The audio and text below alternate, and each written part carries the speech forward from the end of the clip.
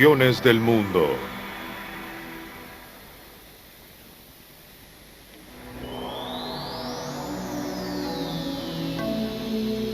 Hoy presentamos Antiguas religiones del Mediterráneo.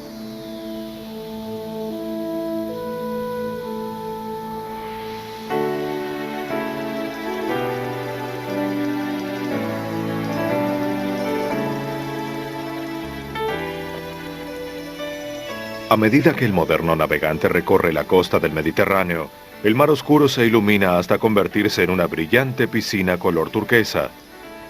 Antiguas rocas delinean la costa y resplandecen con el sol. Son los vestigios de grandes civilizaciones que alguna vez florecieron allí.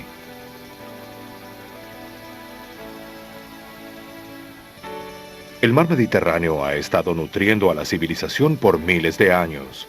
Es el mar más grande del mundo.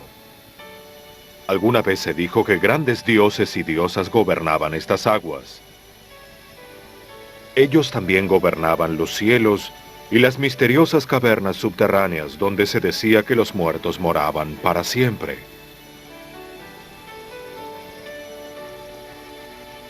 Un contemporáneo de Homero, Hesíodo, alrededor del año 700 a.C., describió un dios llamado Océanos, de quien se decía que había sido el padre de todas las aguas dulces. Existen muchas hijas de Oceanus y su esposa Tetis, 3000 ninfas con tobillos bien formados quienes están diseminadas por todo el planeta. Entre estos hijos de Oceanus se encontraban los ríos Nilo, Tigris y Éufrates.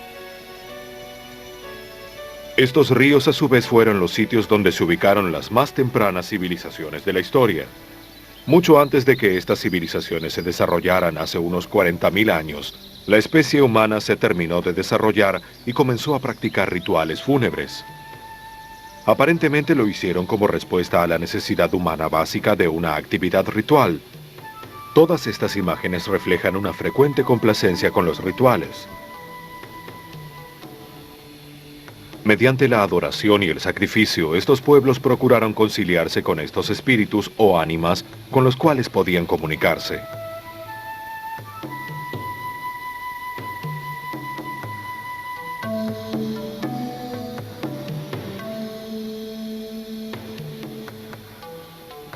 También de este modo, luchaban por aquietar a estos espíritus animísticos para que estos les aseguraran fertilidad, fortuna, prosperidad y supervivencia.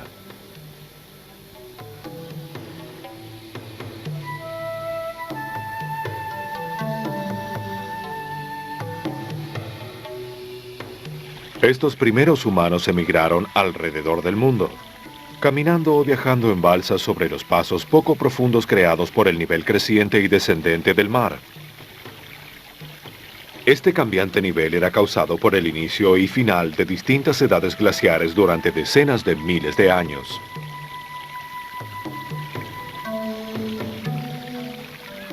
A medida que aparecieron las primeras civilizaciones agrícolas, la espiritualidad humana también sufrió una evolución paralela.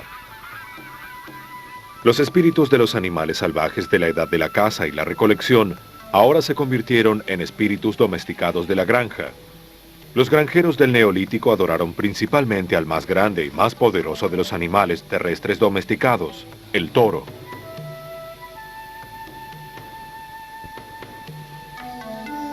El toro se convirtió en la principal deidad masculina.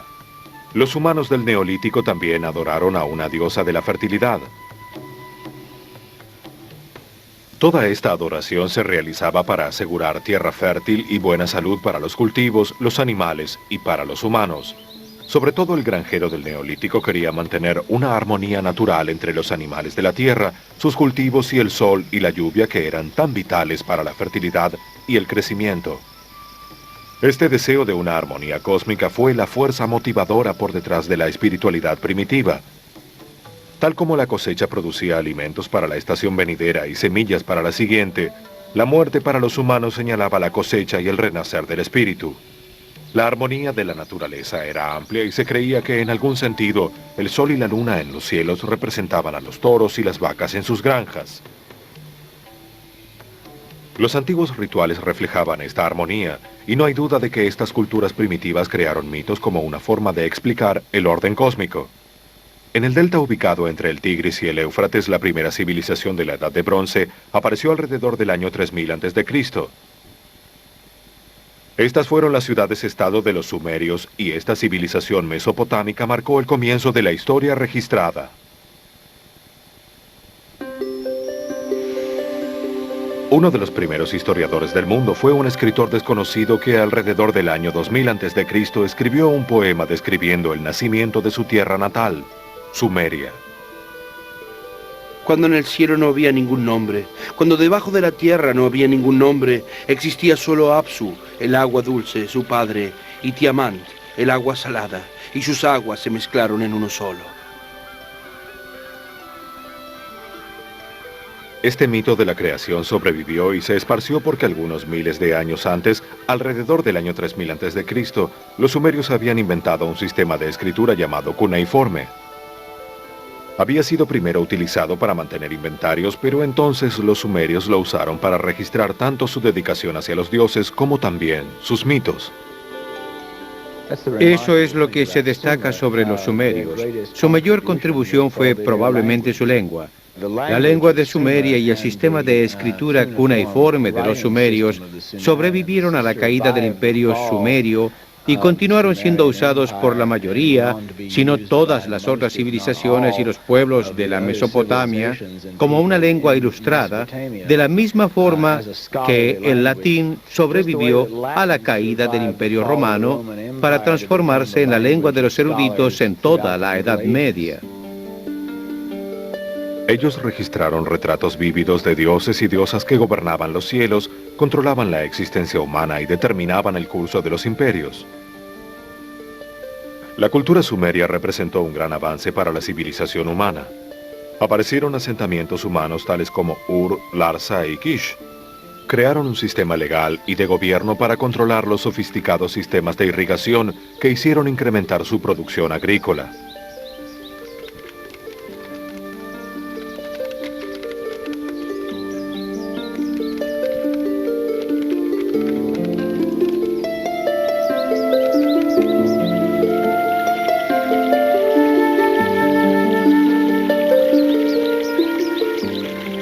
Las ciudades se transformaron en los centros económicos, políticos y religiosos de la cultura sumeria. Existen pocas dudas de que durante el período neolítico más temprano, los jefes locales sirvieron tanto de líderes políticos como espirituales. Ahora, en la Edad de Bronce, los jefes eran poderosos sacerdotes reyes a cargo no solo de agresivos ejércitos, sino también de complejas economías y grandes poblaciones. Estos reyes frecuentemente asumían funciones religiosas en las ciudades que conquistaban, servían a los dioses y a su vez se creía que los dioses servían a los reyes. Sumeria estaba constituida por una colección de ciudades-estado y cada una de estas ciudades-estado estaba gobernada por un dios o una diosa específicos. Por ejemplo, el dios patrono de la ciudad de Sipar era el dios Utu, que era el dios del sol. El dios de la ciudad de Eridu era el dios Enki, que era el dios de la sabiduría. También era el dios de las aguas. El dios de la ciudad de Ur era el dios Nanna, que estaba asociado con la luna. La gran ciudad-estado de Uruk estaba gobernada por su deidad patrona, Inanna, la gran diosa que fue llamada la reina del cielo y la tierra. Al final del día, la radiante estrella, la gran luz que llena el cielo, la dama del atardecer aparece en el cielo. La gente en toda la tierra alza sus ojos hacia ella. Santa Inanna, la dama del atardecer, los hace volver a los lugares donde duermen. Las criaturas vivientes y las numerosas personas de Sumeria se arrodillan delante de ella. Hay gran alegría en Sumeria. El joven hace el amor a su amada. La dama del atardecer está radiante en el horizonte. A su vez, los sumerios dieron poder en la Mesopotamia a un pueblo vecino en el oeste, los semitas. Desde el momento en que los semitas aparecieron sobre la costa oriental de la cuenca del Mediterráneo, su mitología y su religión influyeron sobre el mundo. Finalmente, esa influencia dio origen al judaísmo, al cristianismo y al islamismo. Un rey semita llamado Sargón, junto con su nieto Naram-Sin, fundó la primera dinastía semita alrededor del año 2300 a.C. El sucesor de Sargón y Naram-Sin fue un gobernador semita llamado Hammurabi, que vivió en el siglo XVIII a.C.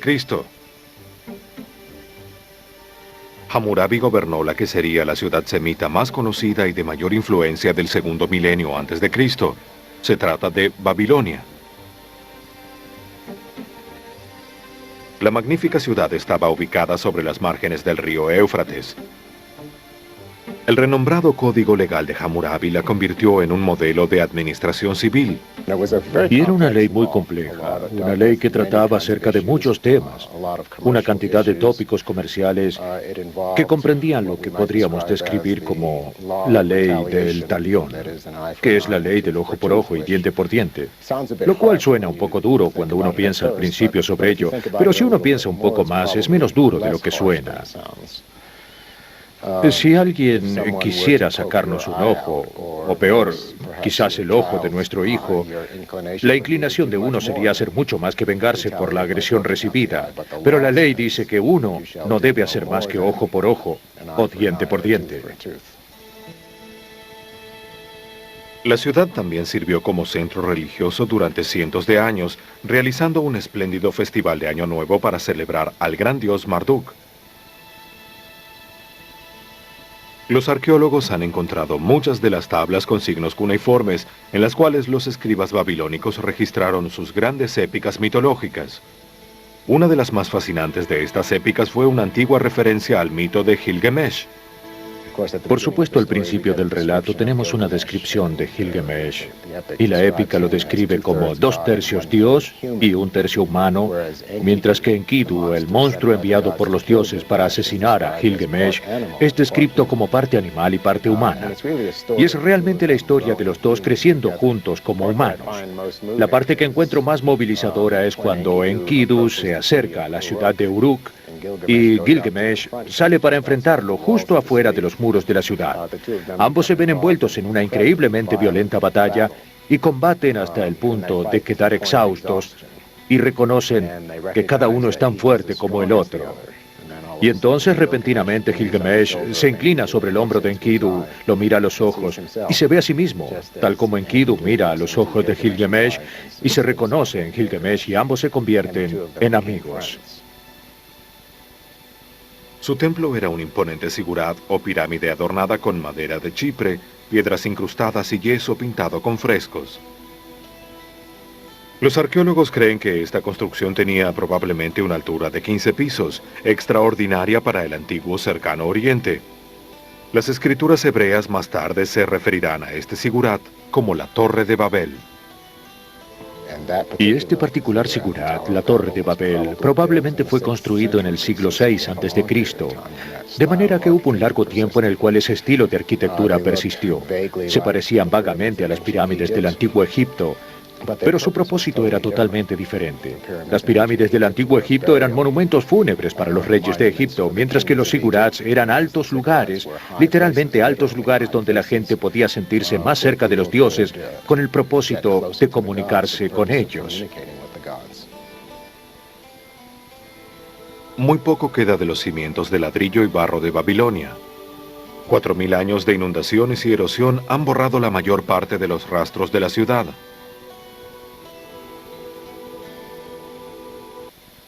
Mientras la civilización florecía en la Mesopotamia, muchos kilómetros hacia el sudoeste otro poderoso reino de la Edad de Bronce estaba emergiendo. El rey Menes había unido el Alto y el Bajo Egipto en el año 3100 a.C. para crear el incipiente imperio de las dos tierras.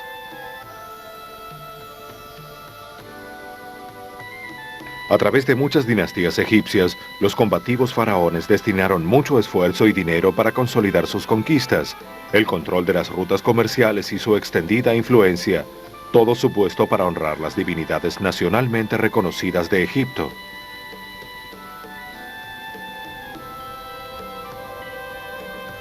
Cada ciudad era su propio centro religioso, y cada una propagó su propio mito de la creación.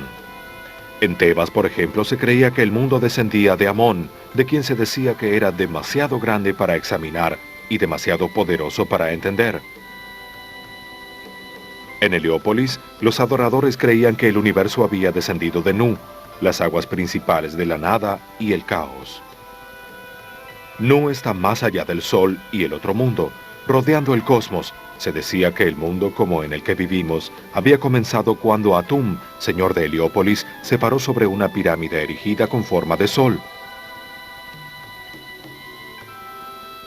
Estas distintas divinidades proliferaron en número y función, aunque permanecieron notablemente constantes durante más de 3000 años. Muchos dioses egipcios conservaron rastros del animismo del Neolítico. Mientras algunos de los dioses fueron asociados con el sol, otros lo fueron con animales. Con frecuencia fueron descritos ya sea como animales o como híbridos humanos con cabeza de animales. Sekhmet, diosa de la guerra, tenía cabeza de león. La Esfinge, un espíritu híbrido encontrado en la Mesopotamia, Egipto y Grecia, tenía el cuerpo de un león alado y cabeza humana, generalmente femenina. Los himnos egipcios que sobrevivieron a los dioses reflejan un hermoso sentido de devoción. Por ejemplo, un himno de Tebas está dedicado a Hathor, diosa del cielo y señora del amor. Oh señores del cielo occidental, oh dioses del cielo occidental que gobiernan las costas del cielo occidental, quienes se regocijan por la venida de Hathor, quienes quieren ver alzarse su belleza.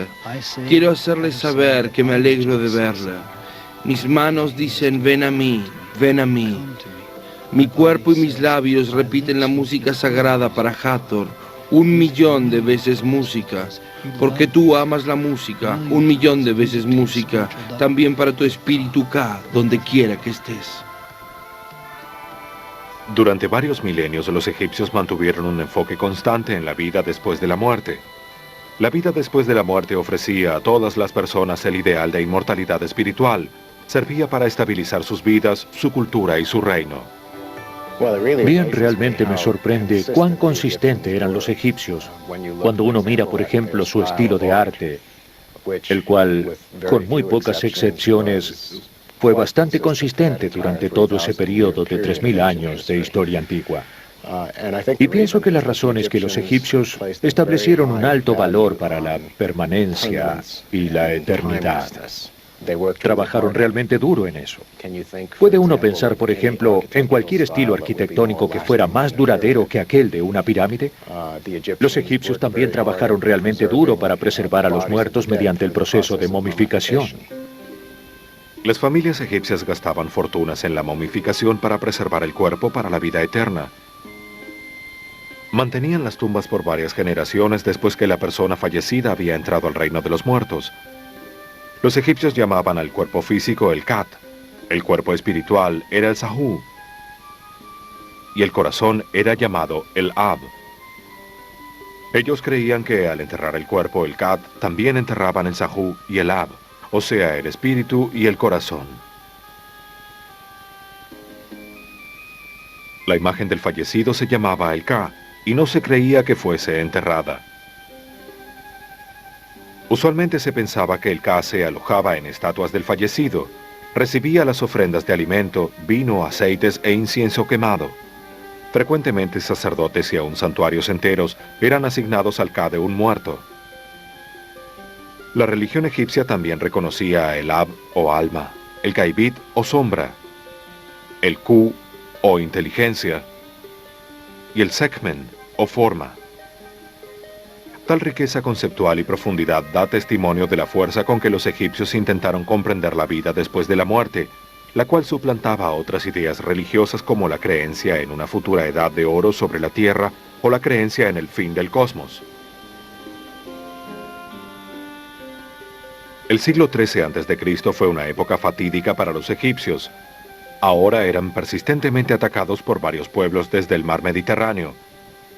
Entraron en un periodo de eclipse durante varios cientos de años.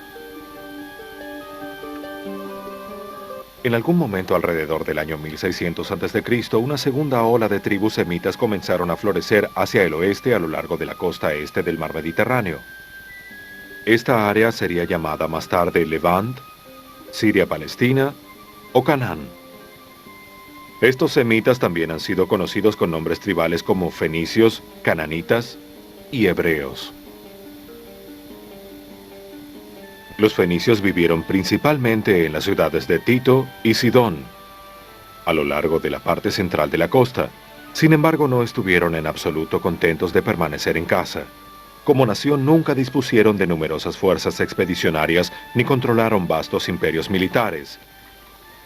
Ellos conquistaron el Mediterráneo con barcos mercantes y colonos. Durante miles de años, los barcos y colonos fenicios se esparcieron hasta Chipre, Grecia, Sicilia, Malta, África del Norte y España. Ellos aún se expandieron más allá del estrecho de Gibraltar, conocido en la antigua mitología como los Pilares de Hércules. Obtuvieron estaño de las minas de Cornwall, una región de la Inglaterra moderna, y se aventuraron por el Atlántico del Sur hacia el Ecuador. En sus frecuentes viajes por el Mediterráneo, los fenicios llevaron dos exportaciones no comerciales: su alfabeto y su religión. Su alfabeto, el primero en ser inventado, apareció alrededor del año 1400 a.C. Fue un gran avance sobre los difíciles e imprecisos sistemas de escritura cuneiforme y jeroglífica de la Mesopotamia y de Egipto. El alfabeto egipcio se convertiría más tarde en la base de los alfabetos griego y romano e inspiró el posterior desarrollo del alfabeto inglés. El principal dios fenicio fue Baal o Bel. Bien, el término Baal realmente se refiere a un número de dioses de la fertilidad, de los cananitas y los fenicios. Los cananitas fueron pueblos principalmente agrícolas y por eso adoraron a una variedad de dioses de la agricultura y de la fertilidad. Baal era el dios de las tormentas y el dios de la lluvia. Y como dios de la lluvia, fertilizaba el campo mediante la lluvia para hacer engordar el ganado. Aprendimos mucho sobre estos dioses Baal de los textos fenicios de la ciudad real de Ugarit. Y estos textos nos dan una imagen de Baal que casi lo retrata irónicamente como teniendo algunas de las mismas características que el dios de la Biblia. Por ejemplo, al ser el dios de las tormentas, Baal cabalga sobre nubes, tal como el Salmo 104 nos cuenta que el dios de la Biblia cabalga sobre las nubes y el viento. Baal, al igual que el dios de la Biblia, era juez y aseguraba justicia. Por lo tanto, pienso que estos estrechos paralelos sugieren que los antiguos israelitas, especialmente durante los siglos 8 y 9, realmente tuvieron luchas internas por su fidelidad a un dios o a otro dios. Los hebreos emigraron más tarde a la que la Biblia llama la tierra de la leche y la miel. Esta es la zona conocida como Canaán, Palestina y desde 1948, Israel.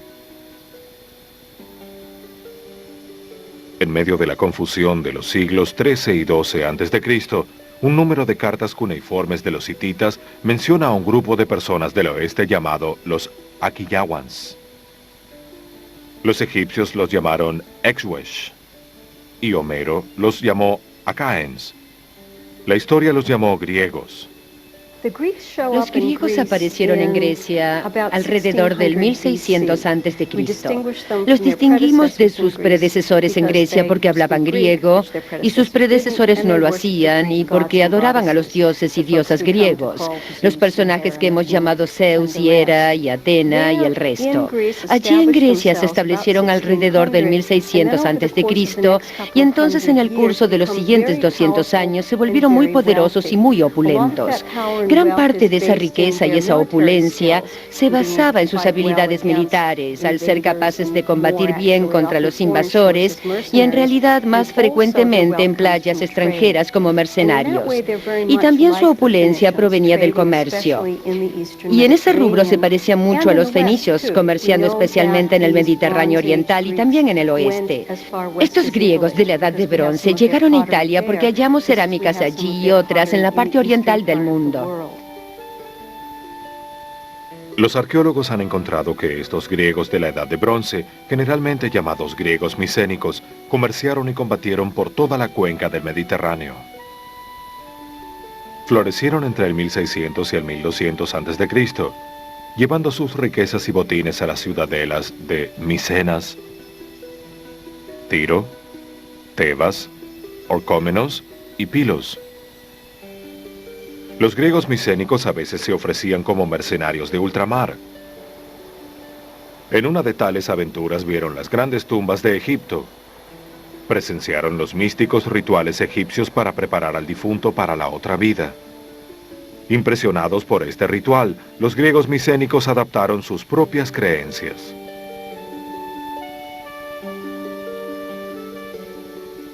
Al final del siglo XIII a.C., las ciudadelas micénicas, la capital hitita de Anatolia y la ciudad mesopotámica de Ugarit, yacían en ruinas. Los piratas vagaban por el Mediterráneo y las grandes civilizaciones de la Edad de Bronce habían colapsado bajo su propio peso militar. Pasarían siglos antes de que Grecia pudiera exhibir algo más fuerte que un pulso timorato. Es un tema de gran debate erudito sobre por qué ocurrió la Edad Oscura, por qué fue que estos centros políticos, administrativos y militares cerca de Grecia colapsaron. Un erudito de nombre Robert Drebs sugiere que fueron las clases más bajas, los trabajadores, el pueblo, quienes servían en el segundo rango del ejército, quienes se volvieron muy poderosos y pudieron sorprender a estas comunidades, tomaron las ciudadelas y sitios fortificados de los pueblos que anteriormente habían sido sus gobernantes. Y como resultado de esta revuelta, que Drebs cree que es universal en todo el Mediterráneo oriental, encontramos la caída estrepitosa, casi literalmente en el caso de algunas de las comunidades, pero figuradamente en el caso de otras, esta cultura de la última edad de bronce. Y mucho de lo que fue parte de esa cultura, estas grandes ciudadelas fortificadas, estos gobiernos centralizados, estos archivos y ambientes de almacenamiento, necesitaban enormes números de trabajadores y también de escribientes tras de sí para mantener los registros de estas cosas.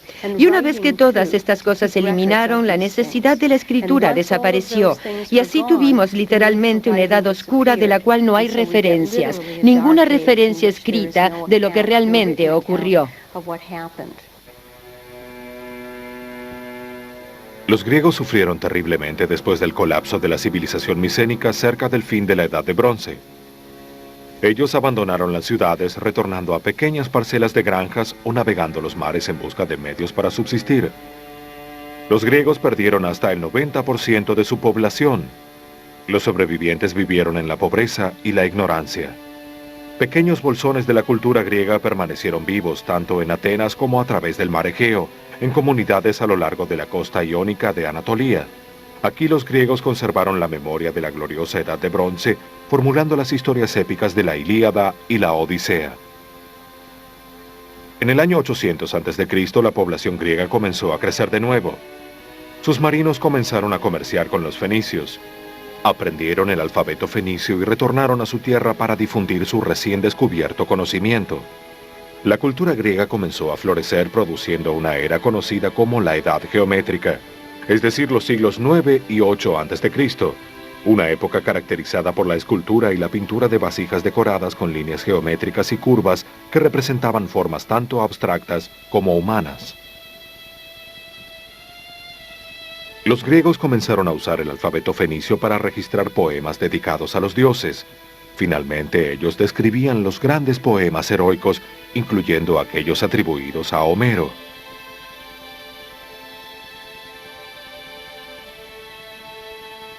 Si bien las ciudades-estado griegas eran altamente competitivas y belicosas, comenzaron a reunirse juntas cada 4 años en santuarios panhelénicos recién establecidos, los cuales esencialmente eran lugares nacionales de reunión.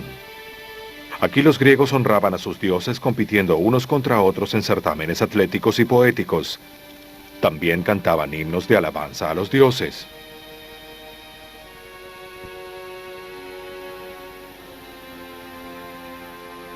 Cántame, oh musa de los trabajos de la dorada Afrodita, quien provoca dulces anhelos en los dioses y conquista las razas de los hombres mortales, así como los pájaros del cielo y a todas las bestias que se nutren en sus multitudes, tanto en la tierra como en el mar.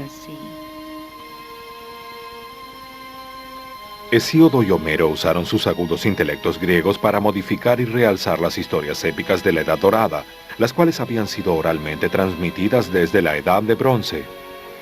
La Ilíada y la Odisea no pueden ser subestimadas de ninguna forma por la influencia que tuvieron en la cultura griega. Fue desde las páginas de Homero, desde la Ilíada y la Odisea, que poetas posteriores tomaron personajes y situaciones para sus poemas y para sus obras dramáticas. Es de Homero también que los pintores de vasijas y los escultores tomaron escenas y personajes para lo que creaban. Es así que muchas de las vasijas, por ejemplo, pintadas en Atenas en los siglos VI y V a.C., tomaron de Homero los personajes de los grandes héroes Odysseus, Teseus, Hércules y Aquiles, muchos de los cuales son celebrados y cantados en los poemas de Homero. Mientras Homero cantaba historias de la guerra de Troya, Hesíodo cantaba la creación del mundo. Homero y Hesíodo preservaron de esta manera las tradiciones religiosas de la Edad de Bronce, restableciéndolas en términos que reflejaban los avances intelectuales de su propia era. Las divinidades griegas indígenas incluían a Hera, la diosa de la fertilidad, el casamiento y el alumbramiento, quien era adorada en la fértil planicie agrícola de Argos. Tenían a Demetria, la diosa de la agricultura, quien regía los ciclos anuales de la vida y la muerte. Y Artemisa, la diosa más parecida a la madre naturaleza, era adorada en Delos y en Éfeso, en Anatolia. Entre las divinidades griegas derivadas de fuentes extranjeras estaban Apolo desde el norte, Afrodita basada en Ishtar desde el este, y el dios de las tormentas, Zeus, derivado de la cultura indoeuropea en general. Un siglo después de Homero, los atenienses, hacia el año 600 a.C., juntarían estas y otras divinidades dentro de un panteón canonizado de 12 dioses olímpicos. A medida que la cultura griega continuó floreciendo, los dioses cada vez más pasaron a ser creaciones de arte más que inspiración para la adoración. Los griegos aprendieron de los egipcios cómo construir enormes templos de piedra. Pero estos templos no fueron salas de congregación, fueron espléndidos edificios que alojaban estatuas de los dioses. Los griegos decoraron estos templos con columnas, con tallados ondulados, esculturas frontales sobre la entrada y la parte posterior y una hermosa estatua de culto en el interior. Inspirados por la arquitectura egipcia y guiados por una vocación innata hacia el arte, los griegos procuraron formas y líneas puras. Encontraron los materiales de construcción perfectos para su arte justo en casa, en su propio mármol nativo. Necesitaron 1 o 2 siglos para perfeccionar sus técnicas con el mármol.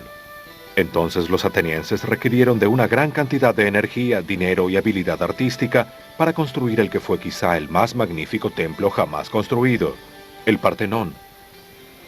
En los 4 lados exteriores del Partenón, esculturas cuadradas en relieve glorifican a Atenas y sus dioses. En su interior estaba cerrado y oscuro.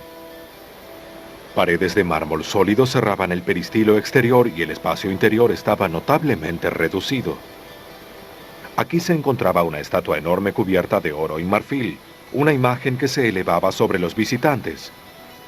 Este era el Partenón de Atenas, la diosa de la sabiduría cuyo nombre significaba Atenas, la Virgen. Palas Atenea, yo te cantaré, la gloriosa diosa cuyos ojos destellan, brillantemente inventiva, tu corazón inflexible, formidable doncella, guardiana de las ciudades, ahora y en otra canción te recordaré.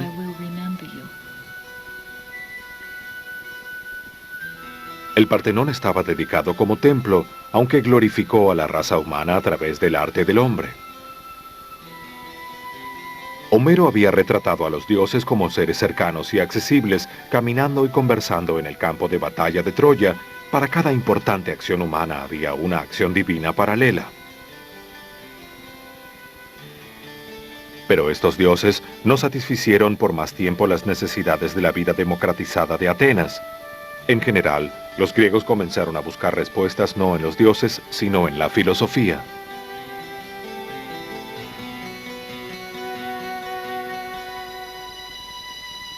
En este punto de la historia, alrededor del siglo IV a.C., la cultura, la religión y la filosofía griegas estaban relativamente libres de influencia externa. Entonces un vecino de Macedonia hacia el norte, Alejandro el Grande, invadió Grecia y Persia. El padre de Alejandro, Philip, estaba decidido a educar a su hijo para que fuera rey, y por lo tanto proveyó los mejores tutores que estaban disponibles, incluyendo el famoso Aristóteles.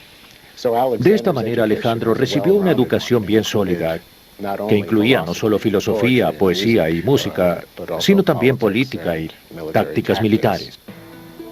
Era un carismático general de 18 años. Su éxito presentó un serio desafío al tradicional sentido griego de la teología.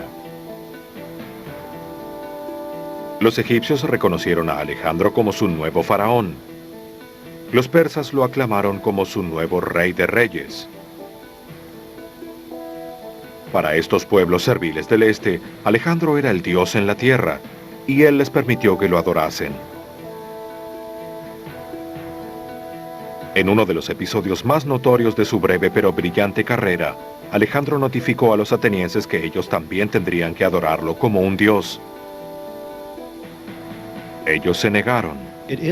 Es equivocado ignorar las diferencias entre hombres y dioses. No deberíamos hacer parecer a un hombre más grande de lo que es, atribuyéndole un honor excesivo y al mismo tiempo degradar irrespetuosamente a los dioses, poniéndolos al mismo nivel que los hombres. Aún la ambición divina de Alejandro sería el comienzo de una larga serie de intrusiones teológicas en el antiguo mundo greco-romano.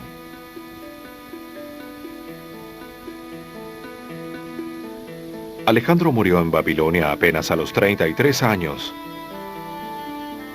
Por entonces, las civilizaciones griegas del Mediterráneo oriental se habían vuelto bastante cosmopolitas. Más de una docena de ciudades llamadas Alejandría salpicaron el Mediterráneo y el cercano Oriente. Cada una se jactaba de su propio símbolo de cultura greca, generalmente un teatro o un estadio. La más importante de estas ciudades estaba en Egipto. Aquí los sucesores de Alejandro establecieron una nueva clase de templo dedicado a las artes y las ciencias. Lo llamaron Mouseion, o museo, porque estaba dedicado a las 9 musas, las diosas de las artes. Este templo para las musas alojaba una biblioteca, una de las primeras a gran escala que nosotros conocemos sobre la antigüedad. En esta biblioteca había muchos eruditos trabajando, bastante más parecidos a estudiantes modernos graduados que a eruditos. Ellos copiaban, estudiaban y comentaban las antiguas obras literarias, incluyendo los poemas de Homero y los poemas que fueron escritos en el siglo V a la altura del período clásico ateniense. Estos eruditos estudiaban esos trabajos en la biblioteca de Alejandría, los catalogaban, los organizaban, escribían en los márgenes de los libros y esta biblioteca se transformó en un gran centro de estudios. Echando raíces en la península que conocemos como Italia. Los más exitosos de estos pueblos itálicos fueron los romanos, quienes compartían muchas características con sus primos indoeuropeos. Adoraban a un poderoso dios lanzarrayos de las tormentas. En la lengua original el nombre de este dios era Diaus. La pronunciación griega era Zeus. La versión latina era Hu.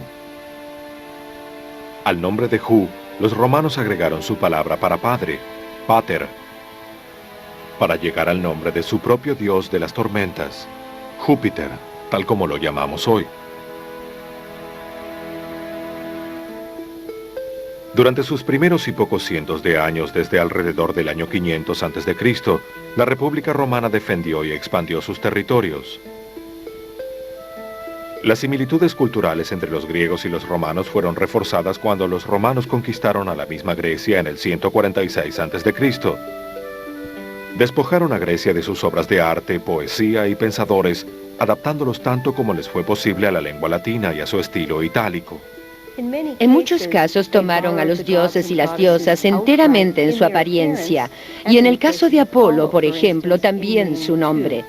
En otros casos combinaron estos dioses y diosas con deidades itálicas locales y nativas.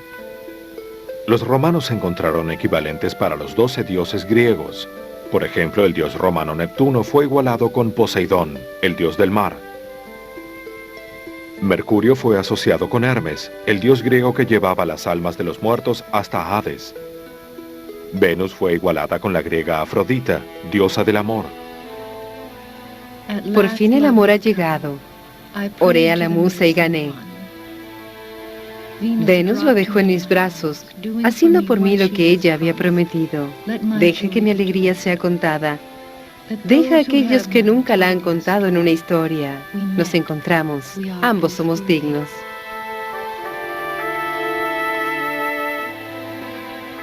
El Imperio Romano fue una olla de fusión religiosa. Su enorme tamaño contribuyó para lograr un amplio rango de influencias. Pero tú, romano, debes recordar que tienes que guiar a las naciones con tu autoridad, porque esa será tu habilidad, tu tradición de paz. Debes mostrar piedad a los conquistados y continuar la guerra hasta que el arrogante sea dominado. Muchos cultos y religiones fueron asimilados dentro de esta mezcla. El pueblo egipcio continuó siendo muy similar a sus ancestros, quienes durante milenios habían adorado a sus faraones como a dioses. La misma Roma tenía un culto en devoción al padre adoptivo de Augusto, Julio César. El culto de Roma por el emperador se esparció por todo el imperio en unas pocas décadas. Pero un grupo de adoradores se fijó en su rechazo a reconocer este culto real. Era una secta de los palestinos judíos, quienes creían en un Salvador al que llamaban el Cristo. Al principio el cristianismo fue solo uno de los muchos cultos de las tierras conquistadas por Roma. En el siglo IV de nuestra era, el emperador Constantino publicó el Edicto de Milán, convirtiendo al cristianismo en una religión aceptada del Imperio Romano. Más tarde se transformó en la religión oficial de Roma. Aún muchos siglos después de que el cristianismo comenzó esta era de predominio, las antiguas tradiciones paganas todavía afectaban la iconografía cristiana, como los míticos héroes grecorromanos que fueron descritos en el arte judeo-cristiano.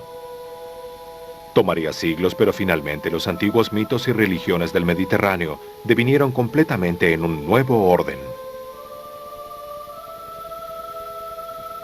Las tres grandes religiones occidentales, cristianismo, islamismo y judaísmo, cada una de ellas monoteísta, finalmente suplantarían a las religiones politeístas y a las mitologías que habían prosperado en Grecia, Roma, Egipto y en las tierras del cercano Oriente.